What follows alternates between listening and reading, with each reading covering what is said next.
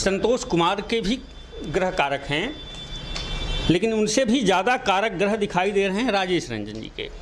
अपने लोगों से व कुटुंब भाव में नीच का होकर के बैठा है पंचमेश, इसलिए कहीं ना कहीं अपनों से धोखा उनको प्राप्त होना चाहिए। नरेंद्र मोदी का स्थान भाव बड़ा ही प्रबल है अभी, इसलिए उनके बने रहने की संभावना है। कि अगर कुल मिलाकर देखें तो अगर किसी एक को अगर एक अंक भी ज़्यादा मिल रहा है तो वो कौन है? वो हैं राजेश रंजन। 13 दिन के पक्ष में कई सारे लोगों के पद बदलते हैं। संभावना ऐसी भी होती है कि सत्ता परिवर्तन भी हो।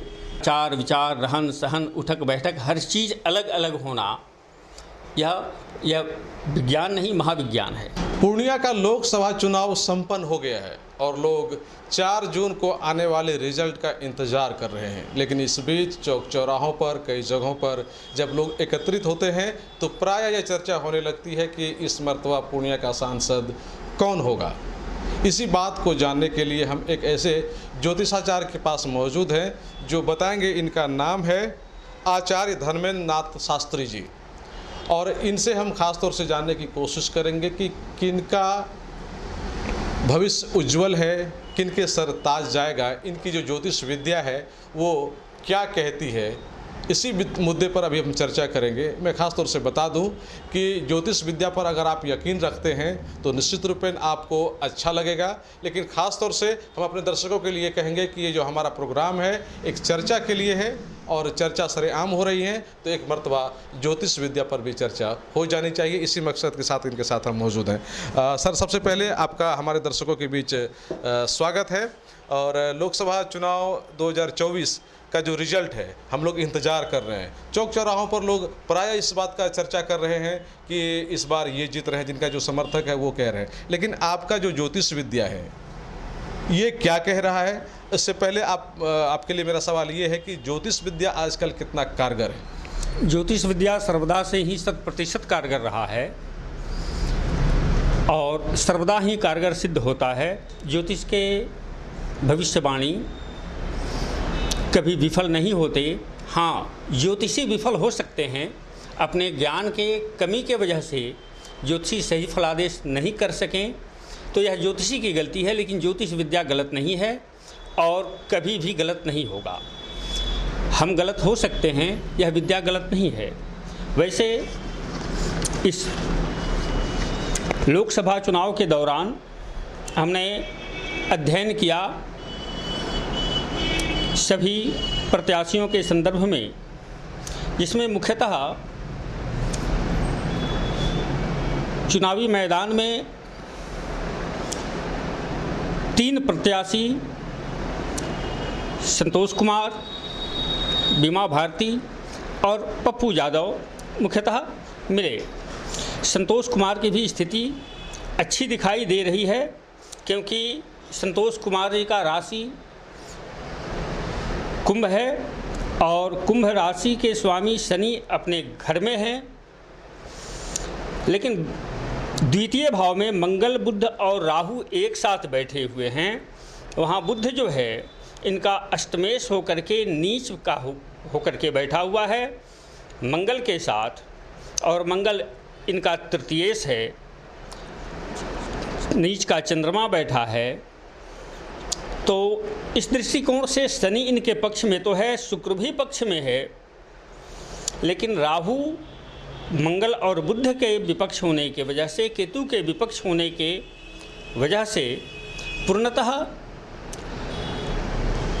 इनके विजयी होने पर कुछ न कुछ संदेह उत्पन्न हो रहा है। दूसरी बात करें हम बीमा भारती जी की, तो इनका वृष राशि हो रहा है और वृष राशि के स्वामी चंद्रमा नीच के हैं 7वें भाव में, लेकिन उच्च दृष्टि से इनके राशि को देख रहे हैं। इनके जो शुक्र हैं वह इनके शुक्र जो इनके राशि के स्वामी हैं वो 12 भाव में 1 अंक पर बैठे हुए हैं और सूर्य से अस्त हैं। सूर्य से अस्त हैं। 11 भाव में इनका राहु अच्छा लाभ देने वाला है, लेकिन साथ साथ मंगल और बुध वहाँ अच्छे लाभ के द्योतक नहीं हैं। हाँ, प्लान इनके सक्सेस जरूर कराएंगे, लेकिन अच्छे लाभ के द्योतक नहीं हैं। शनि इनके पक्ष में जरूर है, लेकिन वो भी लॉस्ट हाउस को नीच दृष्टि से देख रहा है, स्थान भाव को भी वह शत्रु दृष्टि से देख रहा है, इसलिए स्थान प्राप्ति में इनके भी संदेह उत्पन्न हो रहा है। तीसरी बात करें, ये राजेश रंजन जी का, इनकी राशि तुला हो रही है और तुला राशि का स्वामी शुक्र तुला राशि को पूर्ण दृष्टि से देख रहा है। सप्तम भाव में उच्च के सूर्य बैठे हैं।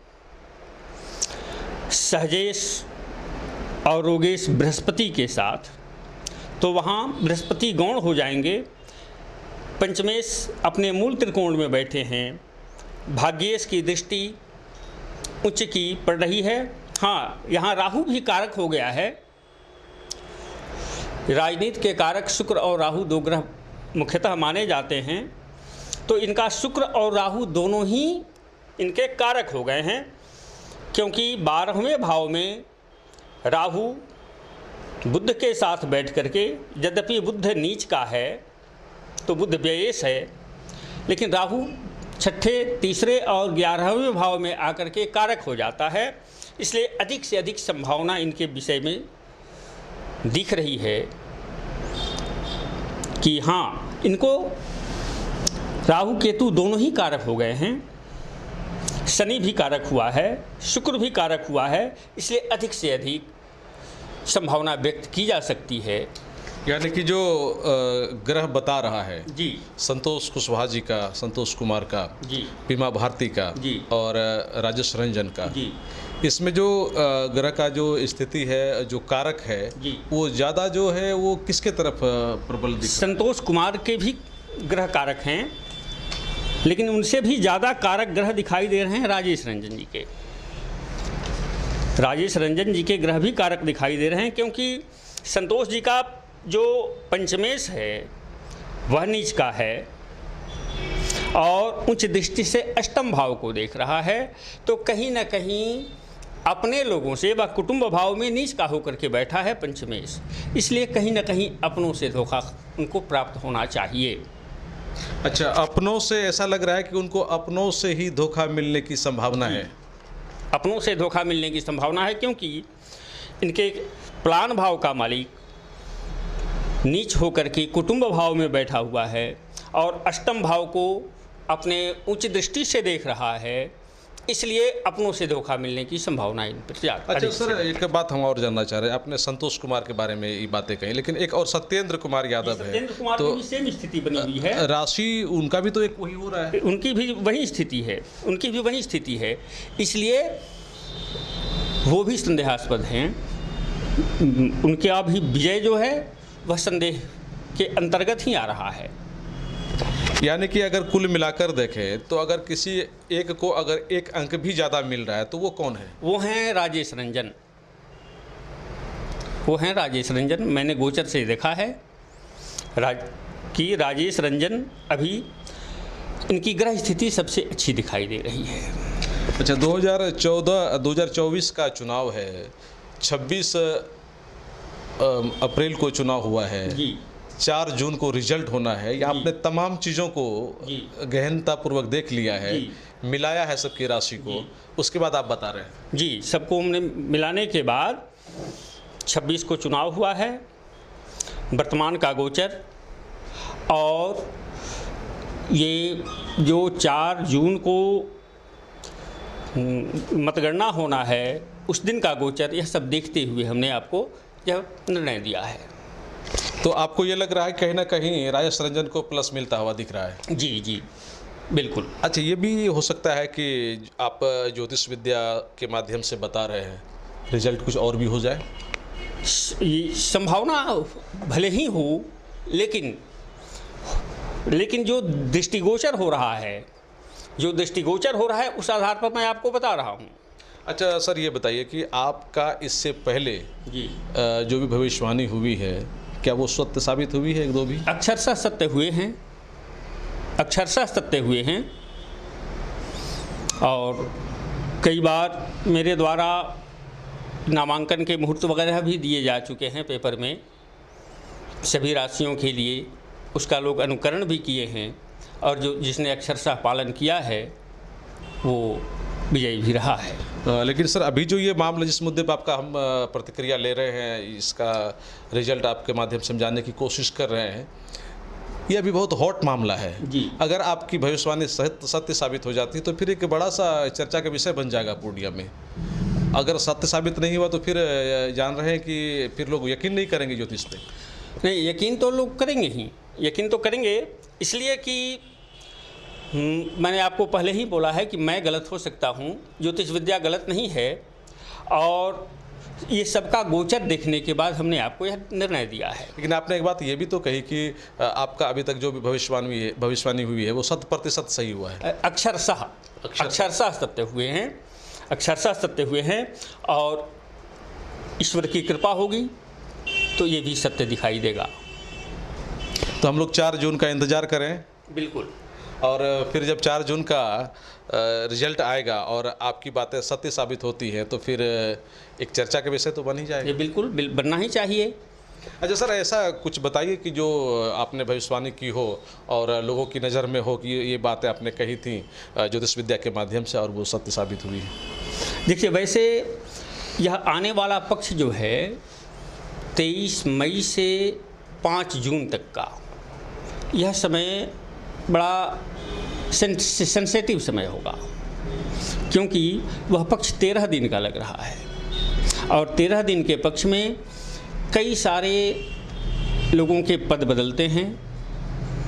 कहीं कहीं मैंने संभावना ऐसी भी होती है कि सत्ता परिवर्तन भी हो, ऐसी भी संभावना कभी कभी बनती है। बहुत महत्वपूर्ण व्यक्तियों के निधन भी होते हैं ऐसी परिस्थिति में, तो बहुत सारे लोगों के पद जाएंगे और बहुत सारे लोगों को पद प्राप्त भी होंगे क्योंकि यह 13 दिन का पक्ष अत्यंत ही सेंसिटिव पक्ष आ रहा है। सेंसिटिव पक्ष आ रहा है तो सर थोड़ा लगे हाथ ये भी बता दीजिए कि नरेंद्र मोदी जी का जो हमारे प्रधानमंत्री अभी हैं, उनका राशि क्या कह रहा है? नरेंद्र मोदी की राशि जो है, नरेंद्र मोदी देश के प्रधानमंत्री हैं। हाँ, नरेंद्र मोदी अपने स्थान पर तो बड़े अच्छे हैं क्योंकि अभी उनके विरोधी भी कहीं ना कहीं से उनके पक्ष में उनका साथ देते हुए दिखाई दे रहे हैं, उनका साथ देते हुए दिखाई दे रहे हैं। हाँ, नरेंद्र मोदी का स्थान भाव बड़ा ही प्रबल है अभी, इसलिए उनके बने रहने की संभावना है। अच्छा, उनके बने रहने की संभावना है। स्थिति जो अभी है वो दिख रहा है कि मजबूत, पुराने पहले की तरह स्थिति मजबूत रहेगी या फिर उसमें कुछ कमजोरी आ सकती है? जैसे हम लोग प्रायः कहते हैं सीट का बढ़ना मजबूत होना, सीट का घटना कमज़ोर होना, तो ये आप का ज्योतिष क्या कह रहा है? नहीं, सीट तो उनको स्थान तो प्राप्त होंगे, स्थान तो प्राप्त होंगे और अच्छा स्थान उनको अच्छे प्राप्त होंगे। हाँ, कुछ सीटों की कमी भले हो जाए। अच्छा, कुछ सीटों की कमी भले, लेकिन सत्ता जो है सत्ता उनका रहेगा, ये आपका ज्योतिष बता रहा है। तो चलिए सर, 4 जून का हम इंतज़ार करेंगे और उस दिन तो सब कुछ साफ साफ हो जाएगा। लेकिन अब थोड़ा सा आपके बारे में जान लेते हैं कि आपने ये ज्योतिष के प्रति आपकी रुचि कैसे बढ़ी? मैंने विधिवत इसका अध्ययन किया है संपूर्णानंद विश्वविद्यालय वाराणसी से, और यहाँ मैं भारत सरकार के द्वारा संस्कृत शिक्षण के लिए भेजा गया था जब वाजपेयी जी की सरकार थी, और तब से कुछ दिनों के बाद सरकार बदलने के बाद वह कार्यक्रम तो स्थगित हो गया, लेकिन अपने ज्योतिष विद्या के बल पर मैं पूर्णिया में सेवा दे रहा हूँ और अब तक बरकरार हूँ। तो यह विधिवत इसका अध्ययन हमने संपूर्णानंद विश्वविद्यालय से किया है। नहीं, वहाँ से तो किया, लेकिन होता है ना कि किसी की रुचि उस ओर चले जाना।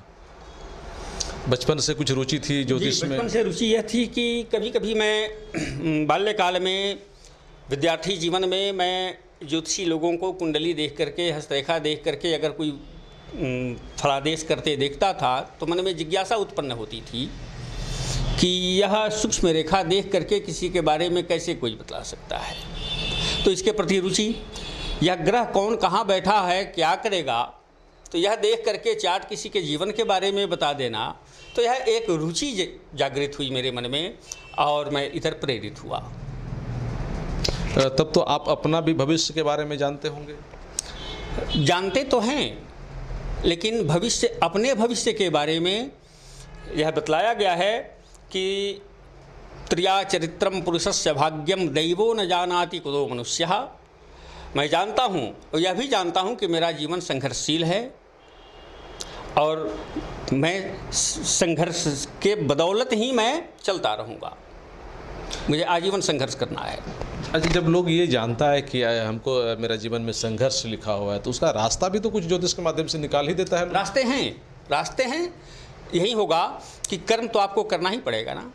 हाँ, रास्ते से यह होगा कि आपका संघर्ष थोड़ा सरल हो जाएगा, आसान हो जाएगा, लेकिन परिश्रम तो करना पड़ेगा। परिश्रम करना पड़ेगा, कर्म तो करना ही पड़ता है। कर्मण्येवाधिकारस्तु मा फलेषु कदाचन। सर, ज्योतिष की जो पढ़ाई वगैरह होती है, आपने सीधे विश्वविद्यालय में और जनरल पढ़ाई करने के बाद आपने वहाँ किया, फिर बचपन से भी इसकी कुछ पढ़ाई होती है? बिल्कुल, बचपन से ही होती है। संस्कृत माध्यम से पहले मध्यमा होता है, प्रथम माध्यमा होता है, उपशास्त्री होता है, शास्त्री होता है, उसके बाद आचार्य होता है। तो यह हमने मध्यमा से लेकर के आचार्य तक की पढ़ाई हमने संस्कृत माध्यम से की है। और अभी आप पूर्णिया में इस एरिया में इलाके में सेवा दे रहे हैं? जी। तो सर, आपका तो आना जाना कई बड़े घरों में होता होगा? जी बिल्कुल होता है। और आप होता है। जी। और बताते हैं तो लोगों को लगता है कि हाँ, नहीं, आपने जो कहा लगभग ये बातें उनके लिए सत्य साबित। लोगों को लगता है, लोग इसका अनुभव भी करते हैं और बताए गए निर्देश पर चलने के बाद लोग उसका लाभ भी प्राप्त करते हैं। अच्छा, कुछ लोग जो कहते हैं कि ये सब बकवास है, उसको क्या कहेंगे? नास्तिक सभी दिनों से रहे हैं और सर्वदा ही रहेंगे, तो उनकी बात नहीं करनी है। उनकी बात नहीं करनी है, क्योंकि नहीं मानने वाले अपने पिता को भी नहीं मानते, अपने पिता पर भी हाथ उठाते, अपने पिता को भी गाली देते हैं। तो इस विद्या को नहीं मानने वाले अगर नहीं मानते हैं तो इसमें कोई आश्चर्य की बात नहीं है। ये कोई बड़ी बात नहीं, कोई बड़ी बात नहीं है। बहुत लोग तो भगवान को भी नहीं मानते, अपने पिता को नहीं मानते, अपनी माँ को नहीं मानते, माँ पिता को गाली देते हैं, हाथ उठाते हैं, तो उन लोगों की क्या बात करें? इसका मतलब ये नहीं है कि वो पिता नहीं है उनके। पिता तो हैं, पिता हैं, लेकिन नहीं मानते, उनके प्रति उनकी श्रद्धा नहीं है। तो ये उनकी व्यक्तिगत बात है। लेकिन प्रकृति में सब कुछ का अपना जगह है और ये भी एक साइंस ही है। ये भी एक साइंस ही है, बहुत बड़ा साइंस है ये। बहुत प्रत्येक व्यक्ति के विषय में अलग अलग गणना करना, प्रत्येक व्यक्ति का स्वरूप अलग होना, शक्ल अलग होना, ग्रह स्थिति अलग होना, उसके आचार विचार, रहन सहन, उठक बैठक, हर चीज़ अलग अलग होना, यह विज्ञान नहीं, महाविज्ञान है। थैंक यू सर, आपने बहुत अच्छी जानकारी दी है और हम उम्मीद करेंगे कि जो आपकी जो भविष्यवाणी है वो सत्य साबित हो, क्योंकि जब सत्य साबित होंगी तो फिर आपका भी काफ़ी चर्चा होगा। अगर सत्य साबित नहीं हुआ तो फिर लोगों को लगेगा कि पता नहीं आप कैसे भविष्यवाणी करते हैं, कैसा आपका ज्योतिष विद्या है, तो कई तरह के सवाल तो उठेंगे ही। बिल्कुल। लेकिन जब आपकी भविष्यवाणी सत्य साबित होगी तो काफ़ी तारीफ भी आपको मिलेगी। तो निश्चित रूप में आपको हम बहुत बहुत धन्यवाद दे रहे हैं। हमारे साथ ज्योतिषाचार्य धर्मेंद्र नाथ शास्त्री जी, जिन्होंने अपनी जो महत्वपूर्ण जानकारी है वो शेयर किया है। चूँकि इन दिनों काफ़ी चर्चा हो रही है, चौक चौराहों पर लोग अपने अपने तरीके से अनुमान लगा रहे हैं और ये भी एक साइंस है और भविष्यवाणी की गई है। साइंस के माध्यम से ज्योतिष विद्या भी एक साइंस है, जिस तरह से इन्होंने कहा कि महासाइंस, महाविज्ञान है। तो निश्चित रूप में ये भी एक चर्चा का ही विषय है। जिस तरह से आप चौक चौराहों पर चर्चाएं सुनते हैं, उसी तरह से ये चर्चा का विषय है। लेकिन सही मायने में 4 जून को आपको पता चलेगा कि पूर्णिया की जनता ने किन को अपना मतादेश, किन को अपना जनादेश दिया है और किन के सर पर पूर्णिया के सांसद का ताज सजा है। कोसियालों के लिए सुमित के साथ मैं संजय कुमार। टीवीएस का नया शोरूम अब पॉलिटेक्निक चौक पर गर्ग यूबी टीबीएस पूर्णिया 35 वर्षों से लगातार आपकी सेवा में। नए ब्रांच के साथ प्रत्येक टीवीएस की खरीदारी पर पाएं एक निश्चित उपहार। अगर आप टीवीएस गाड़ी के शौकीन हैं और गाड़ी खरीदने के लिए पूरे पैसे नहीं हैं, तो कोई बात नहीं, मात्र 4,999 रुपए में डाउन पेमेंट पे ले जाएं टीवीएस की 2 व्हीलर गाड़ी। फाइनेंस की भी सुविधा हमारे यहाँ उपलब्ध है।